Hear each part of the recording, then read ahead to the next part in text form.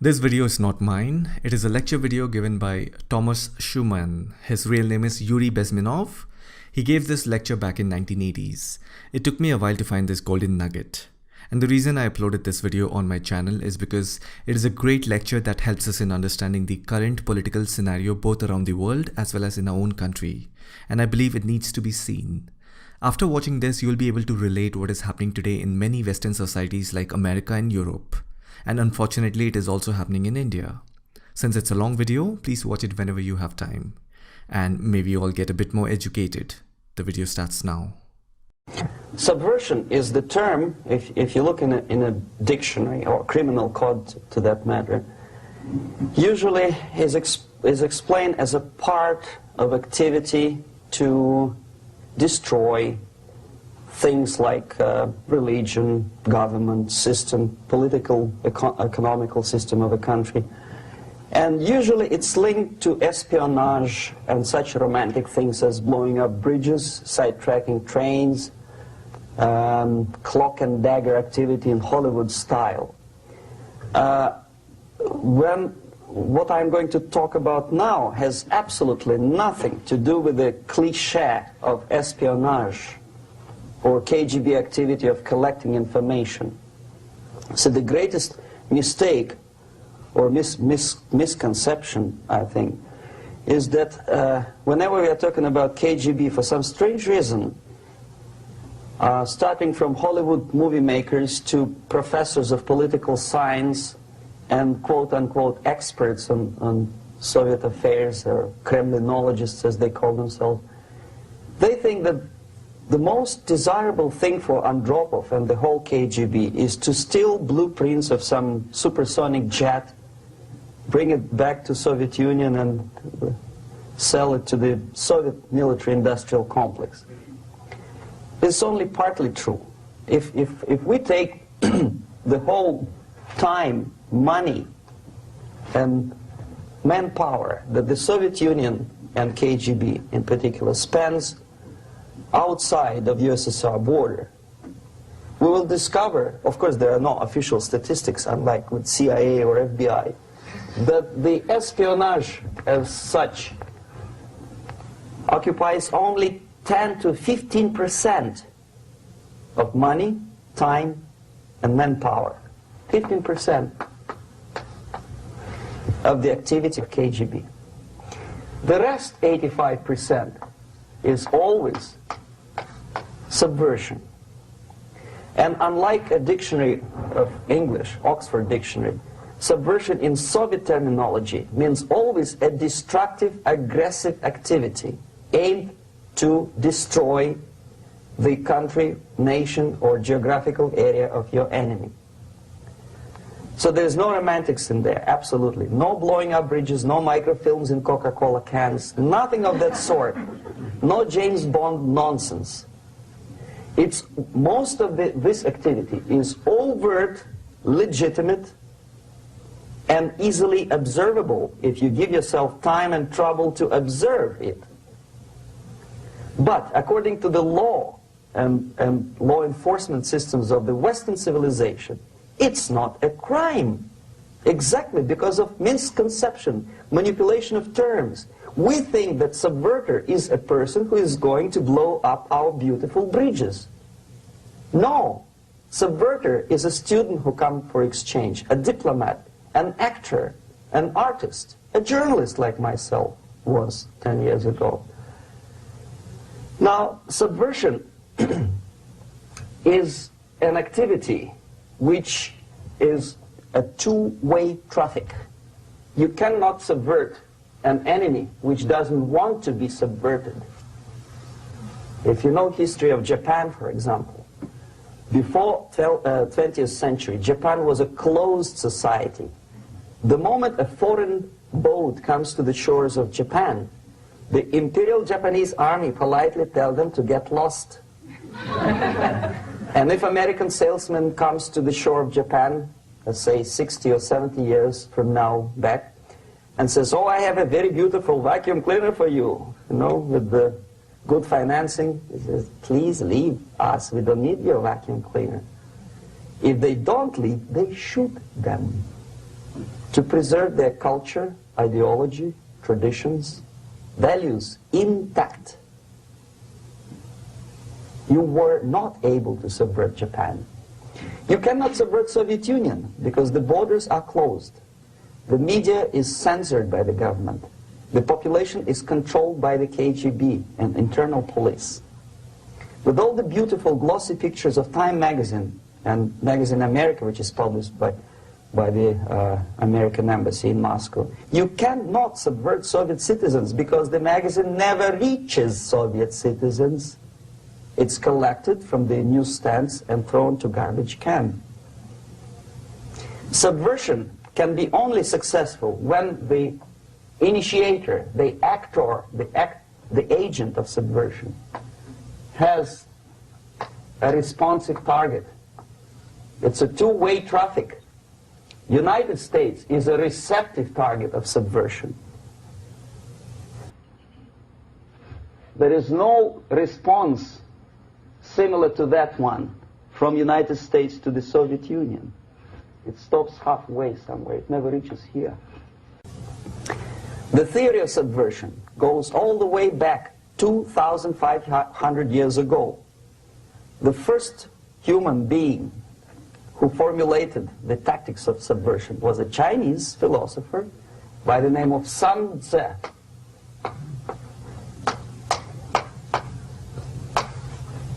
2,500 years BC.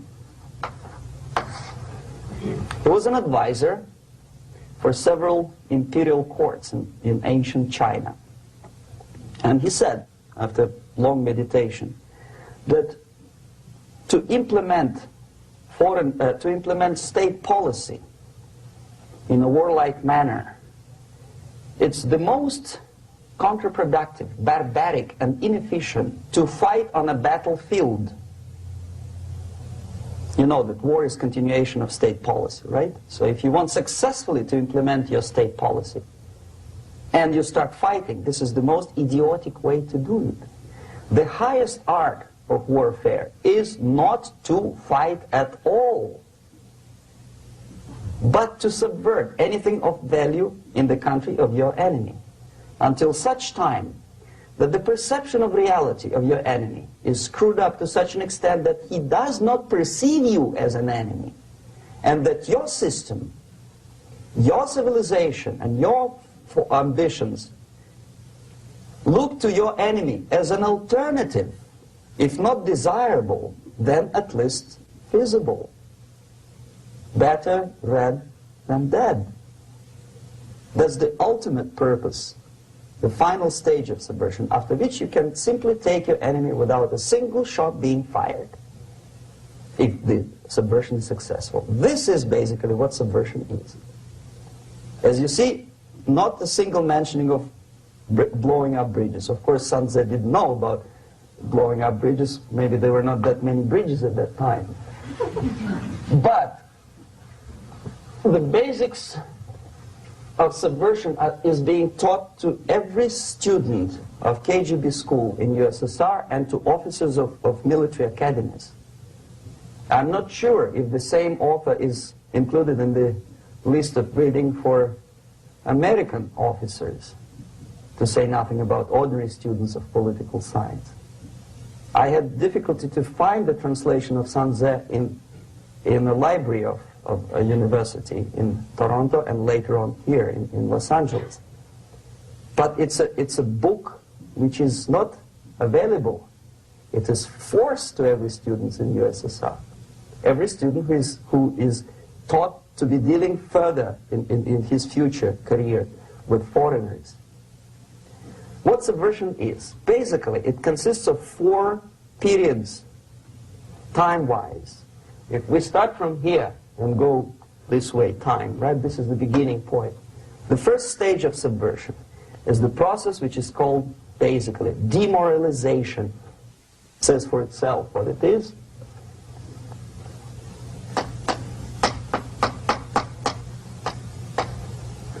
It takes from, say, 15 to 20 years to demoralize a society. Why 15 or 20 years? This is the time sufficient to educate one generation of students or children. One generation. One lifetime span of a person, a human being, which is dedicated to study, to shaping up the outlook, ideology, personality. No more, no less. Usually it takes from 15 to 20 years.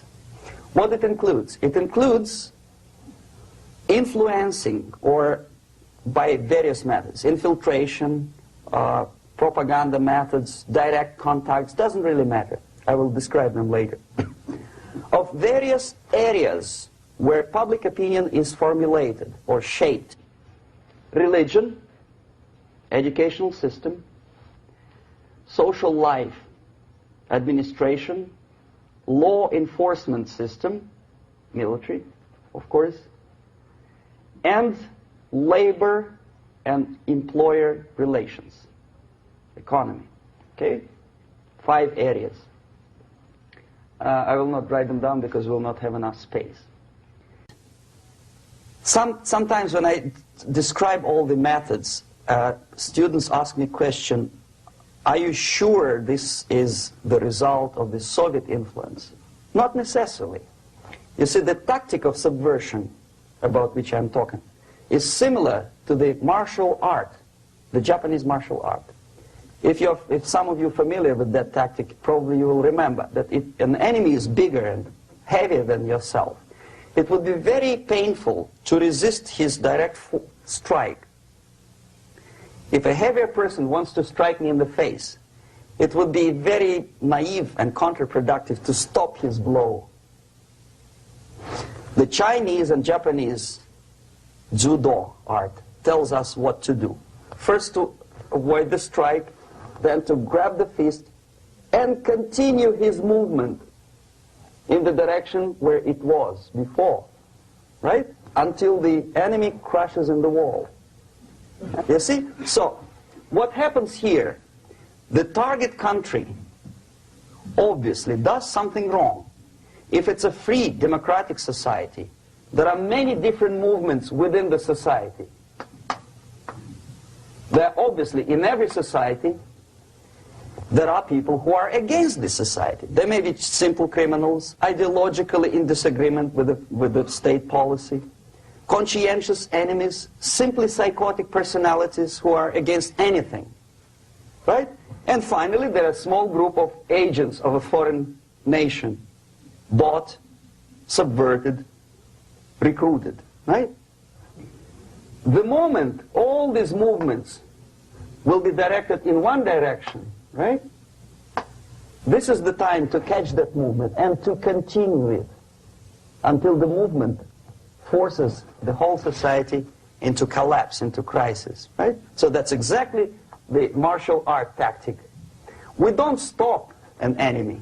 We let him go. We help him to go in the direction we want them to go. Okay? So, on the stage of demoralization, obviously there are tendencies in each society, in each country, which are going to opposite direction from the basic moral values and principles. To take advantage of these movements, to capitalize on them, is the main purpose of the originator of subversion. So we have religion, we have education, we have social life, we have power structure, we have labor relations, unions, and finally we have law and order. 1, 2, 3, 4, 5, 6. Okay? These are the areas of application of subversion. What it means exactly? In case of religion, destroy it, ridicule it, replace it with various sects, cults, which bring people's attention, faith, whether it is naive, primitive, doesn't really matter. As long as the basically accepted religious dogma is being slowly eroded and taken away from the supreme purpose of religion, to keep people in touch with the supreme being, that serves the purpose. Therefore, replace it, accepted, respected religious organizations with fake organizations. distract people's attention from the real faith and attract them to various different faiths. Education. Distract them from learning something which is constructive, pragmatic, efficient. Instead of mathematics, physics, foreign languages, chemistry, teach them history of urban warfare, natural food, home economy, your sexuality, anything, as long as it takes you away. Okay?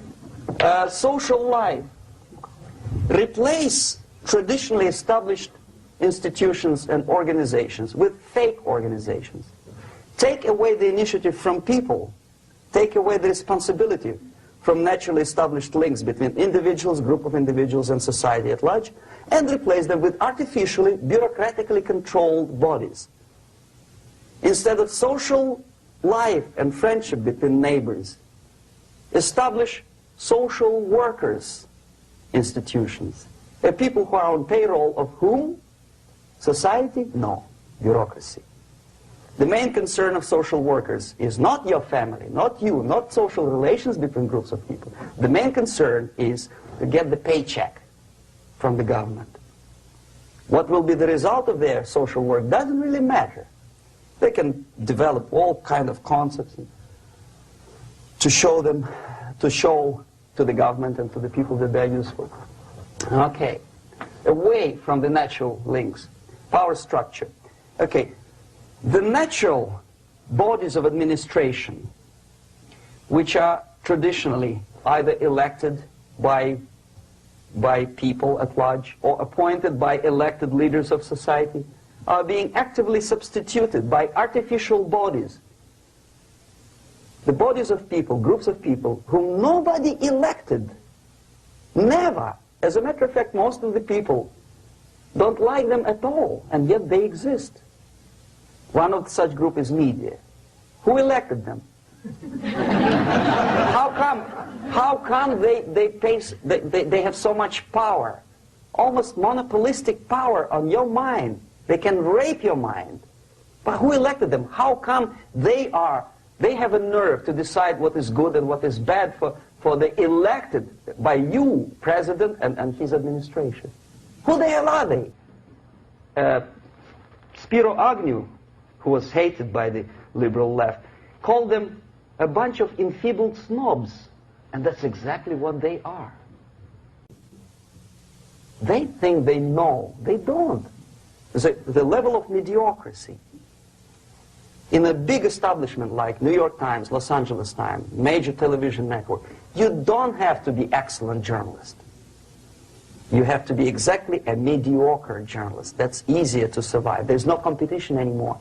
You have your good, nice income, $100,000 a year. That's it. Whether you are better or worse doesn't really matter anymore. As soon as you're smiling to the camera and do your job. That's it. No more competition. Power structure slowly is eroded by the bodies and groups of people who do not have neither qualification nor the will of people to keep them in power, and yet they do have power. Okay. Together with that, there is another process. Law enforcement, law and order organization and structure is being eroded.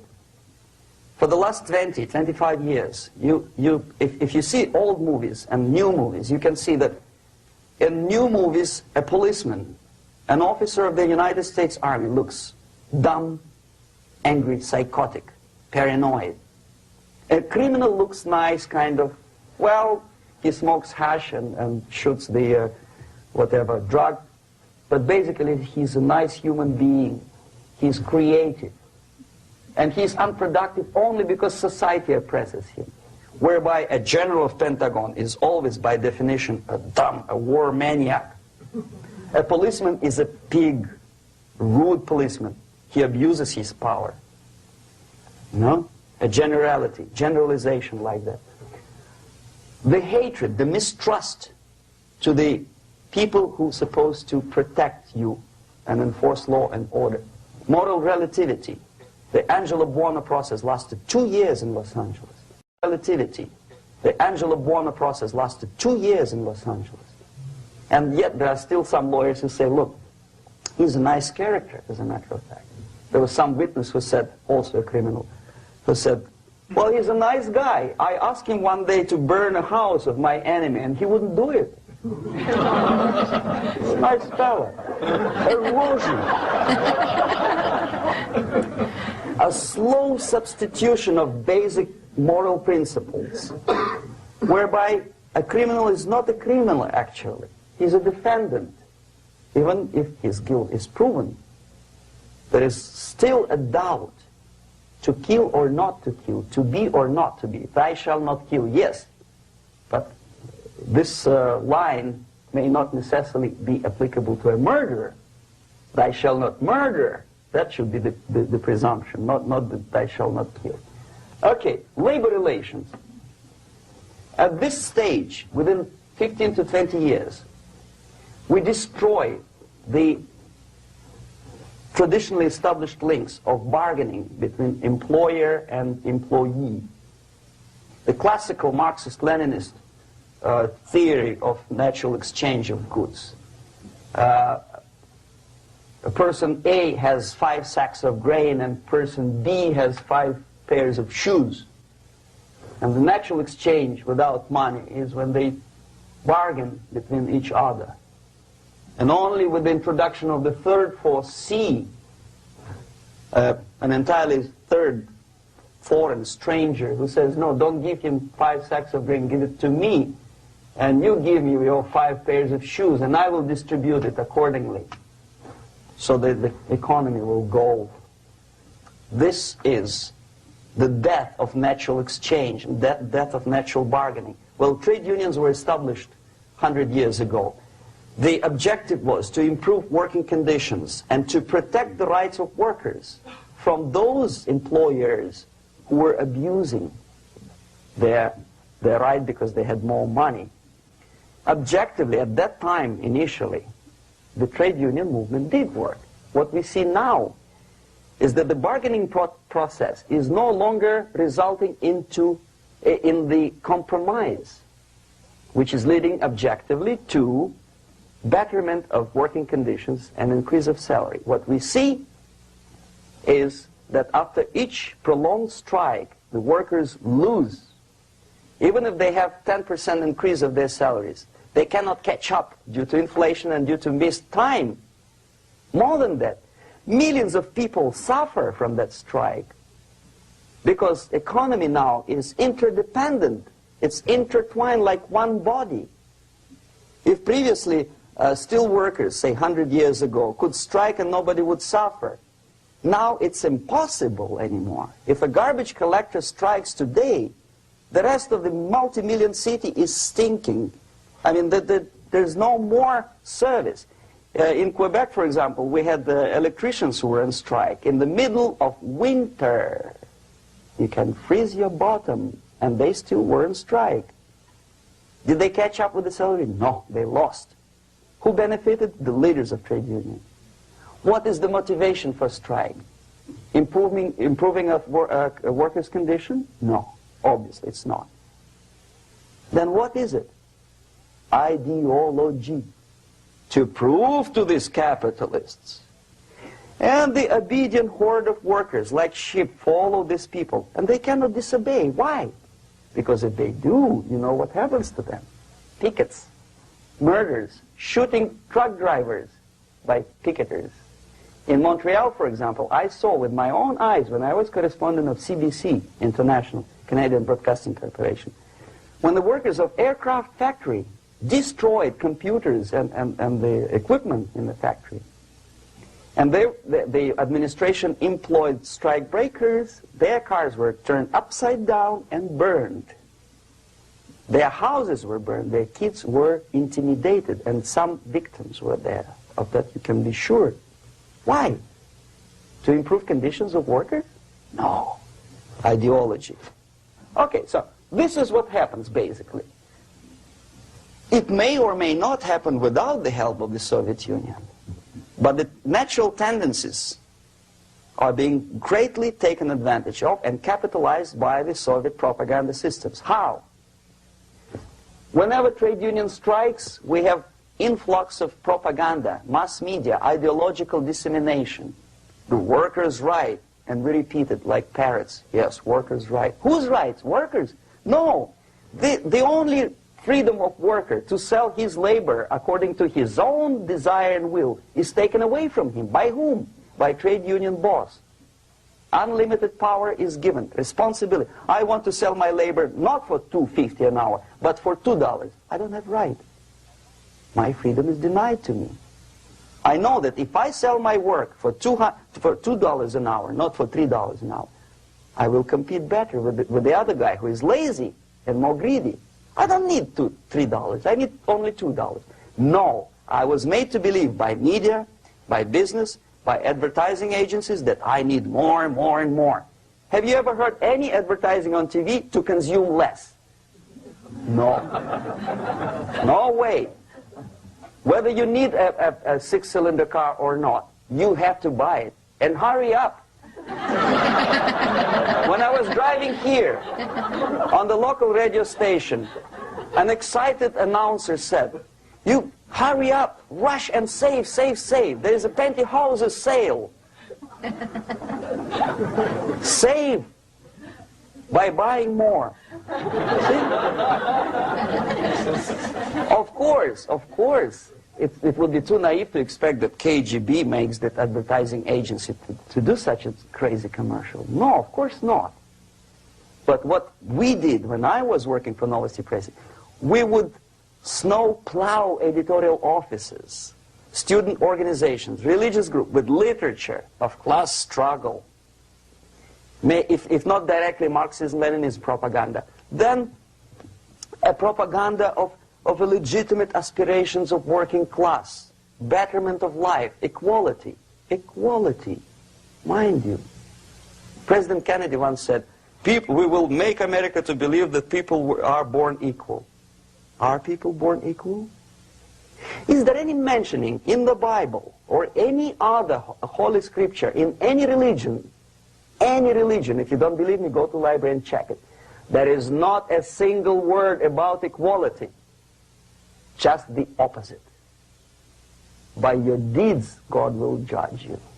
What you do is important. The merit of your personality. You cannot legislate equality. If you want to be equal, you have to be equal. You have to deserve it.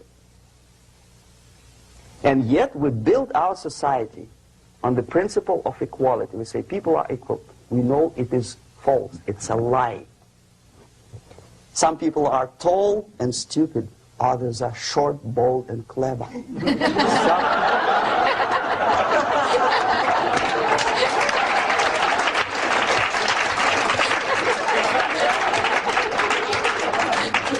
If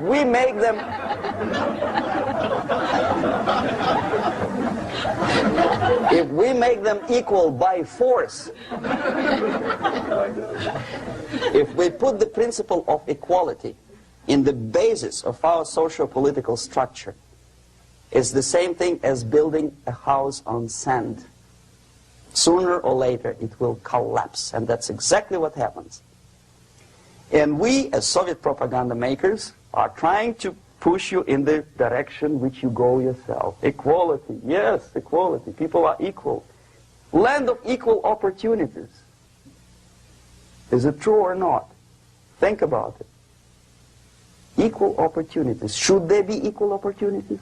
For me and for a lazy bastard who come here from some other country and immediately registers as a welfare recipient benefits?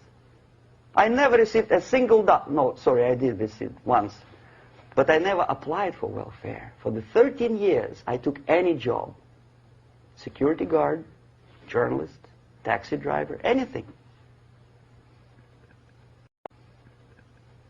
Well, I was restless, but some people don't like it. They immediately. So why should we have equal opportunities? Why? The equal opportunity to excel. Equal opportunity in equal circumstances, yes, but you know people are different. To excel, yes, provided we reach the same level of excellency, perfection, which is hypothetical, distant future. Yes, maybe. But we know perfectly well that even with the best intentions, people could not be equal. Why should we have equality in the, say, legal system?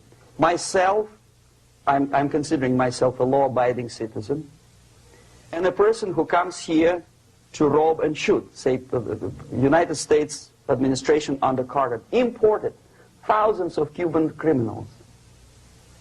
They were non-criminals, yet they were accepted. Do you think it's fair if myself and my wife from Philippines, who work like a, excuse me, horse as a lab technician in the hospital, should have the same rights as a criminal from Cuba? Why? And yet we repeat as parrots, equality, equality, equality. And the Soviet propaganda system helps us to believe that equality is something which is desirable. Democracy, as it was established by fathers of this country, of this system in the last century, is not equality.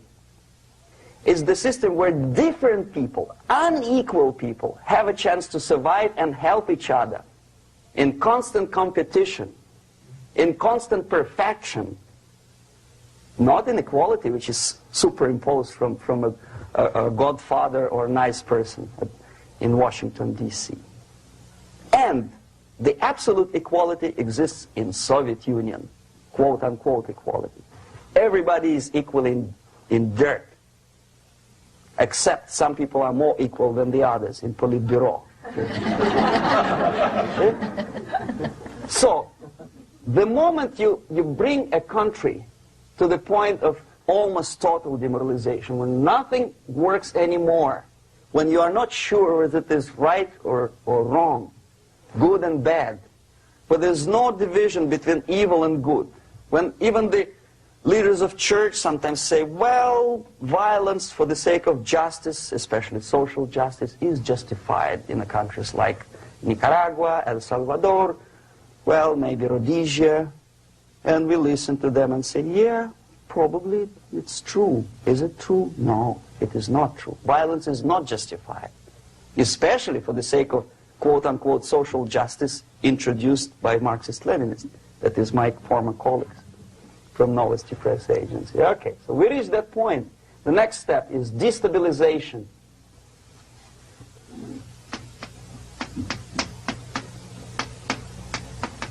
Again, this word says for itself what it is. To destabilize all the relations, all the accepted institutions and organizations in a country of your enemy. How you do it? You don't have to send a battalion of KGB agents to blow up bridges. No. You let them do it themselves.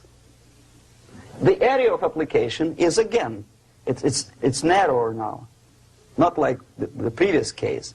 The overt legitimate actions of the KGB in this case would be hardly noticeable. There is no crime if a professor who recently went to USSR introduces a course of Marxism-Leninism in a Californian college, for example. Nobody is going to come to his doorstep and say, okay, mister, come, you are under arrest. No, it's not a crime. It's not even considered a moral crime against your country. So the area of application here is narrowing down to economy, again labor relations, right? To law and order, plus military. And economy, law and order. Yes, and again the media, but wider scope, little bit different. I'll explain it later. Okay, basically 3 areas. Economy. The radicalization of bargaining process. If on that stage we still could achieve, theoretically, some positive compromise between the negotiating sides with say, the arbitrary, introduction of arbitrary judges, third side, objectively judging the demands of both sides. Here it's radicalization.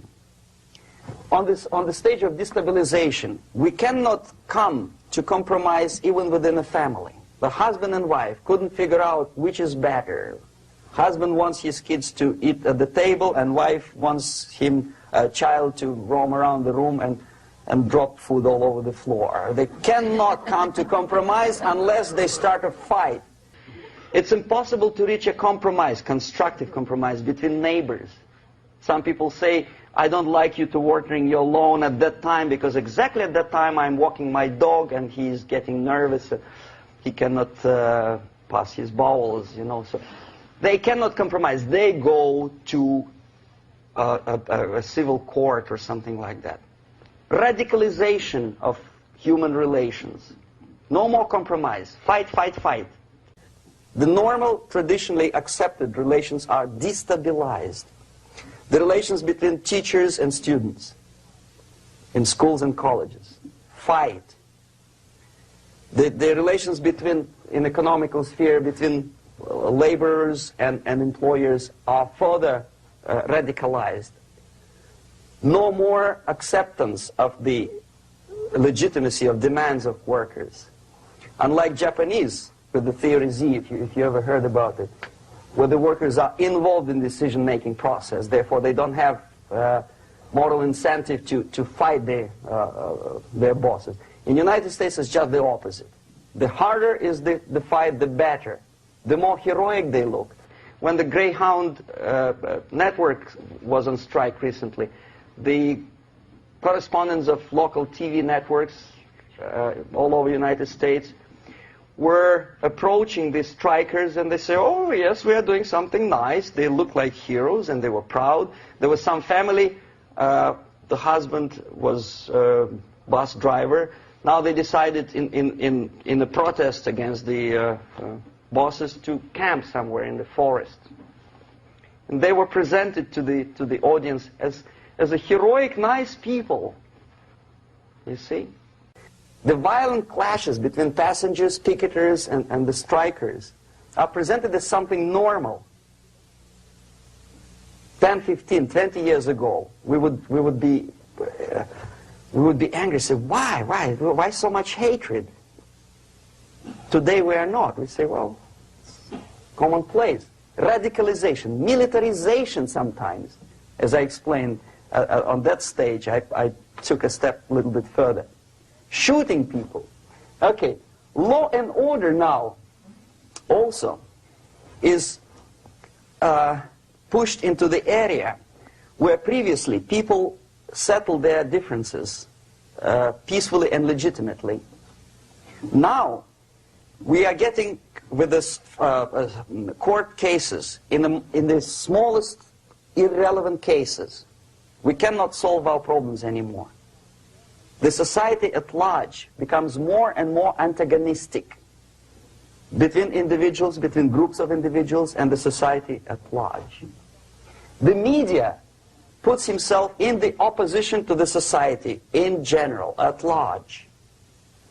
Separate, alienated. Okay? On that stage, you remember I was talking a couple of hours ago about the sleepers. That's when the students from, say, United States, if they're trained in Lumumba University, or developing nations, that's the students I was dealing with, are being sent back from the Soviet Union here. Or if they were already in the United States, in the country, which is the object of subversion, they spring to action. The sleepers go up. They slept for 15 to 20 years. Now they become leaders of groups, preachers, I don't know, public figures. Prominently they actively include themselves in a political process. All of a sudden we see a homosexual.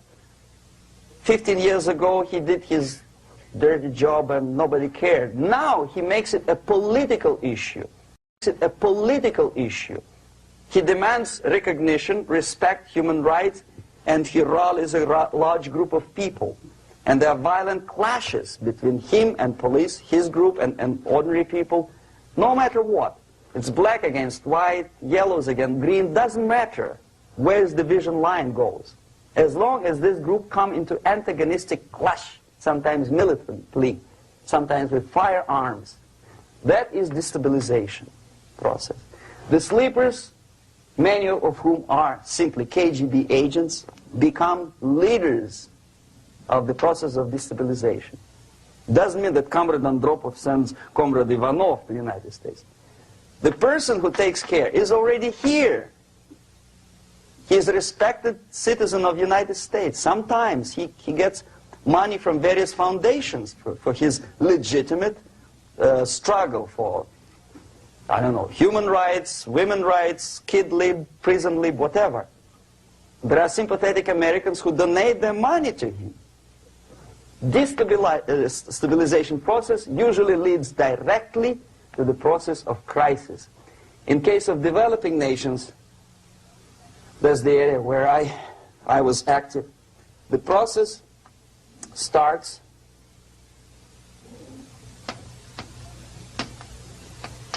when the legitimate bodies of power, the social structure collapse. It cannot function anymore.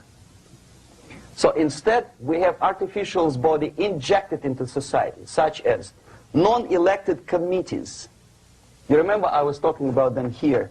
Social workers who are not elected by people, media who are self-appointed rulers of your opinion, some strange groups which claim that they know how to lead society forward.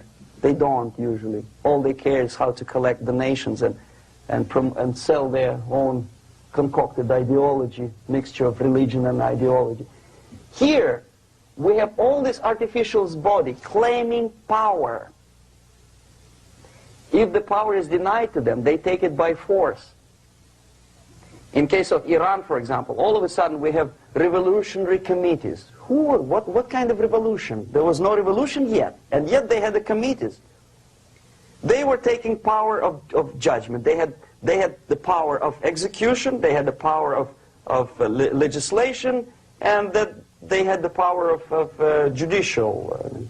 All of them combined in one person, who is half-baked intellectual, sometimes graduated from Harvard University or Berkeley. He comes back to his country and he thinks that he knows the answer to all the social, economical problems. Okay? Crisis is when society cannot function any more productively. It collapses, obviously. That's the word for crisis.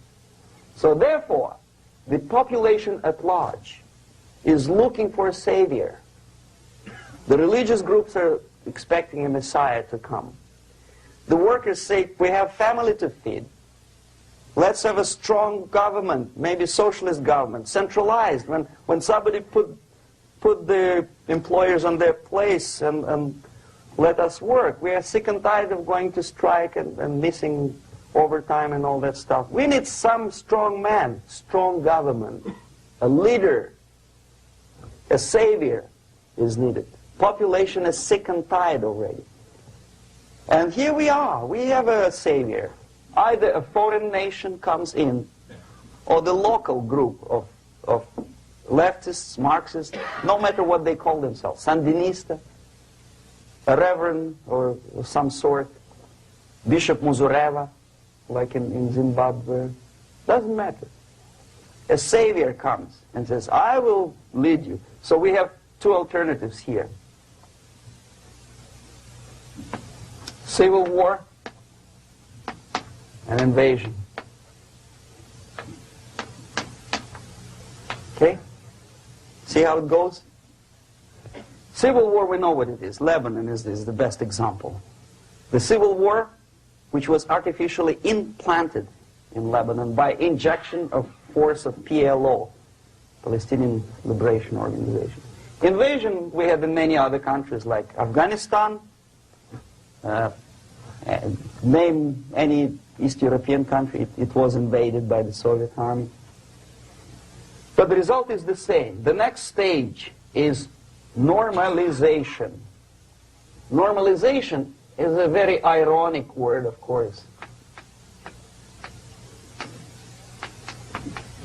It is borrowed from 1968 situation in Czechoslovakia, when the Soviet propaganda, and after them New York Times, declared the country is normalized. The tanks moved into Prague, so there is no more Prague Spring, there's no more violence, normalization. At that stage, the self-appointed rulers of the society don't need any revolution anymore. They don't need any radicalism anymore. So this is the reverse from destabilization. Basically, it is stabilizing the country by force. So all the sleepers and activists and social workers and liberals and homosexuals and professors and Marxists and Leninists are being eliminated physically sometimes. They've done their job already. Okay? They are not needed anymore. The new rulers need stability to exploit the nation, to exploit the country, to take advantages of the victory. Okay? So no more revolutionaries, please. And that's exactly what happens in a number of countries.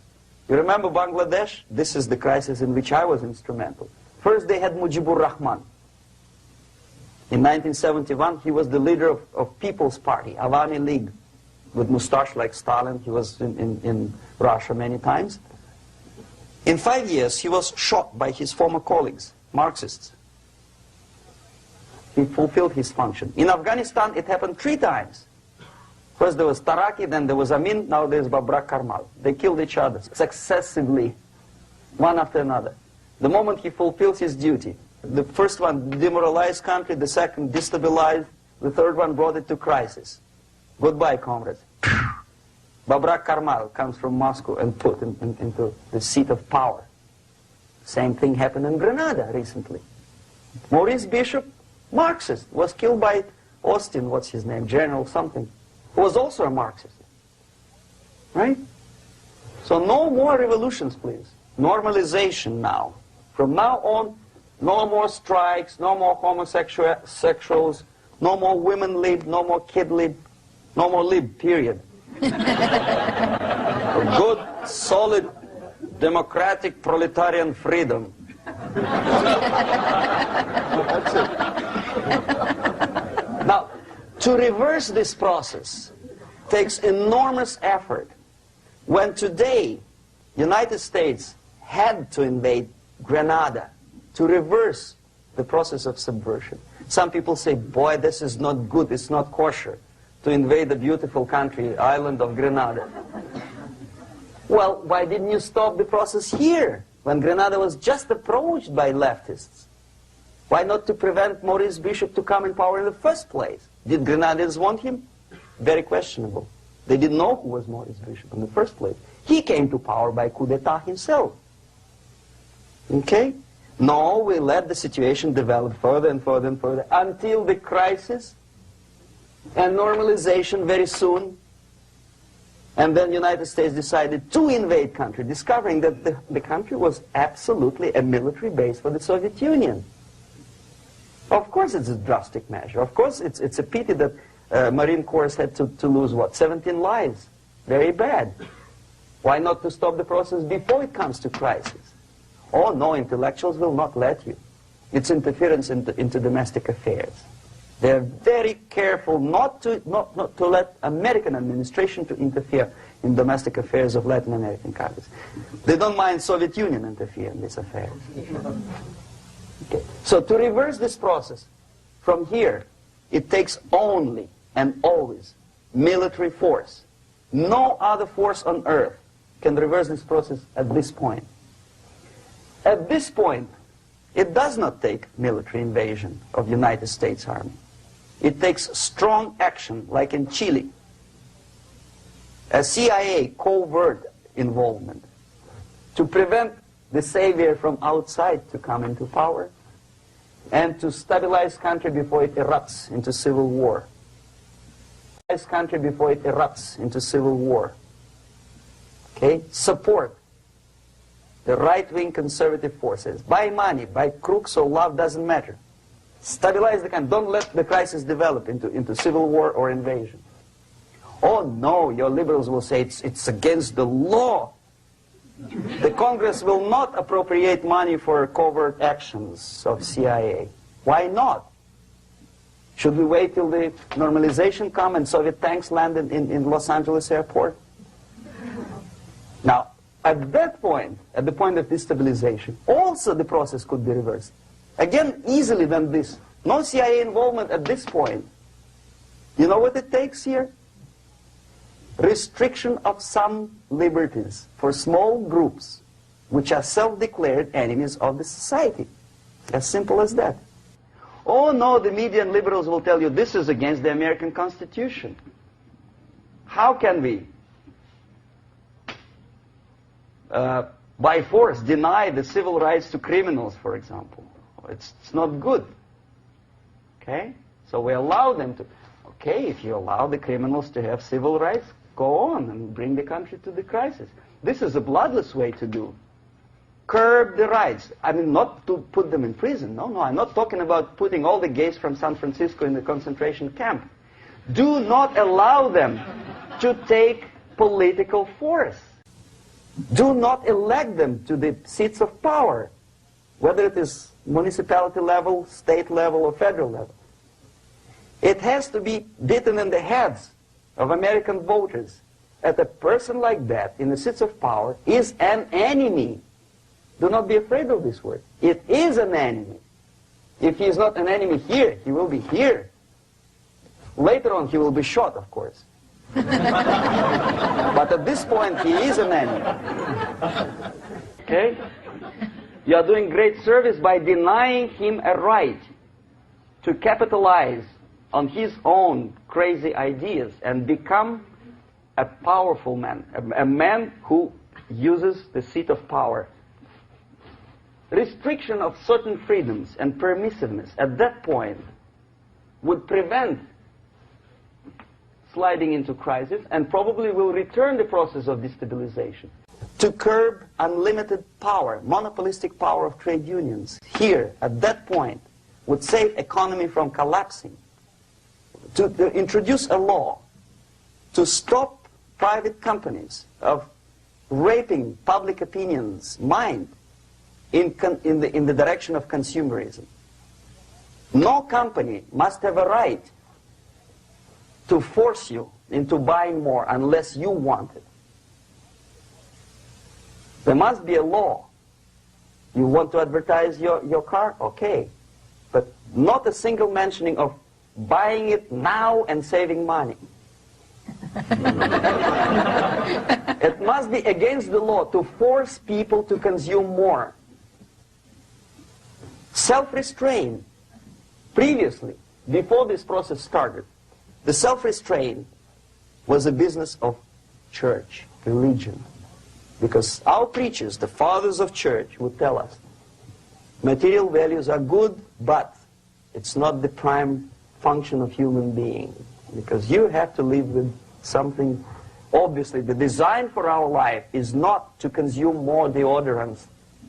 There must be something greater.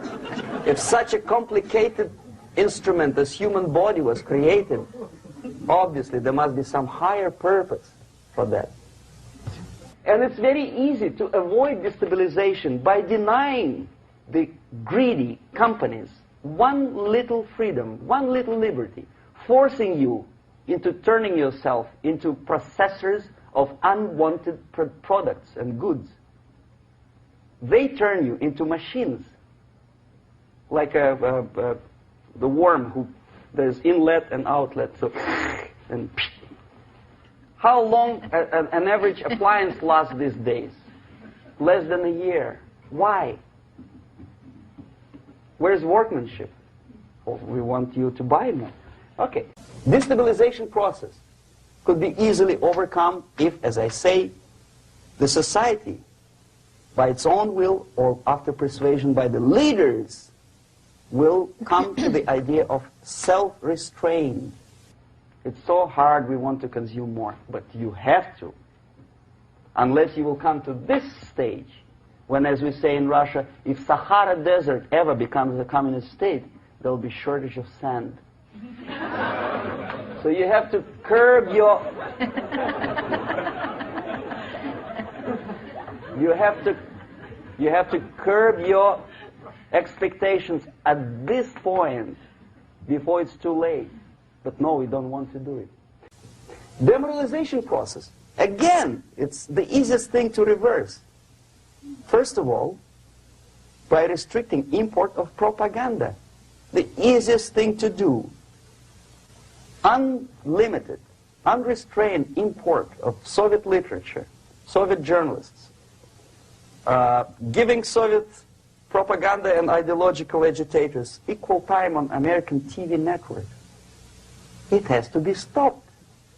And it's easy. They won't be offended, mind you. As a matter of fact, they will respect America more. But when my former colleague Vladimir Posner appears on Nightline and Ted Koppel asks him, well, Vladimir, what do you think about this and that? What can he think? He's an instrument of propaganda. He thinks what Comrade Andropov tells him to think. He's just a nice, articulate mouthpiece of the Soviet subversion system. And Ted Koppel makes you believe that my friend Vladimir Posner thinks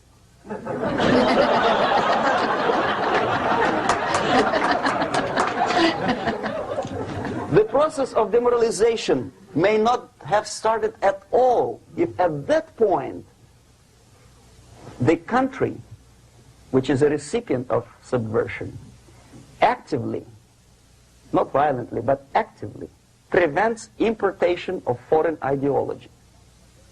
I don't want America to follow the pattern of ancient Japan. You don't have to shoot every foreigner when it approaches the sacred borders of the United States. But when he offers you a junk in the disguise of very shiny something, you have to tell him, no, we have our own junk.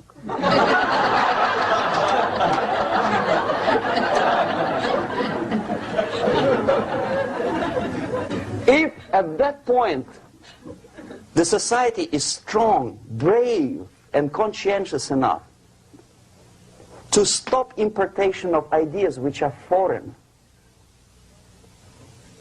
then the whole chain of events could be prevented.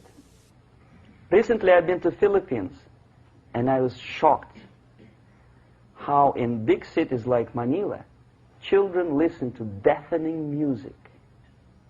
A melodious nation with long traditions of good, nice ethnic music, introduced by Spanish long time ago, maybe 2 centuries, 3 centuries ago, I don't remember how long.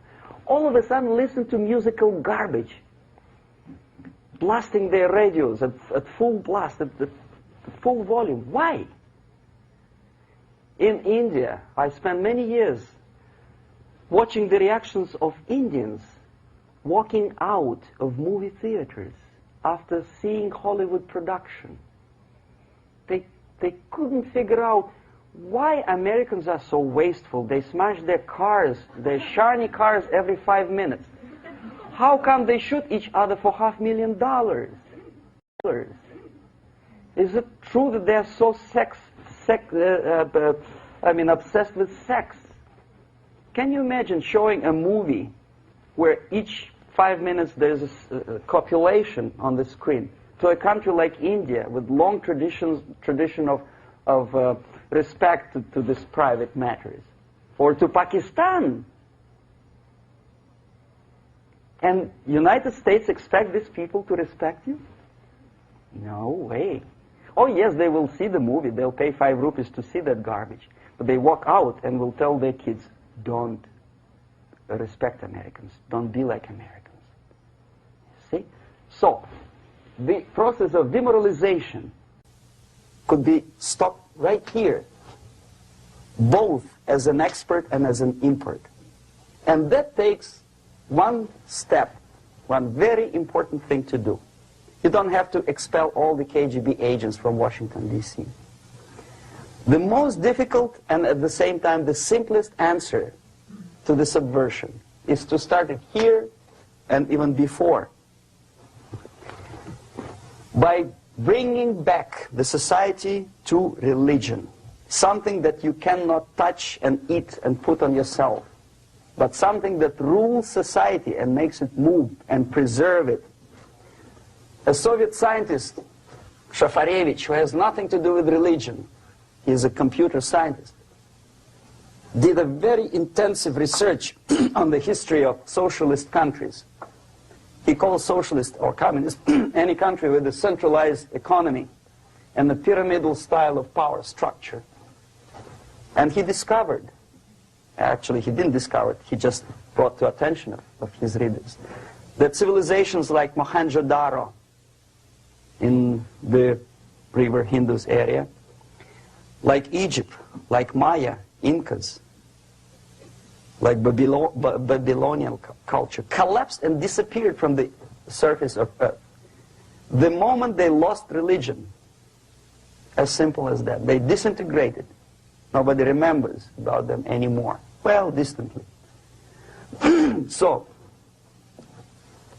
the ideas are moving society and keeping mankind as a society of human beings, intelligent, moral agents of God. The facts, the truth, the exact knowledge may not. All the sophisticated technology and computers will not prevent society from disintegrating and eventually dying out. Have you ever met a person who would sacrifice his life, freedom, for the truth like that? This is truth. I never met a person who said, this is truth and I'm ready to shoot me. To defend the truth. Right? But millions sacrifice their life, freedom, comfort, everything for things like God. Like Jesus Christ. It's an honor. Some martyrs in the Soviet concentration camp died. And they died in peace. Unlike those who shouted, "Long live Stalin," knowing perfectly well that he may not live long. Something which is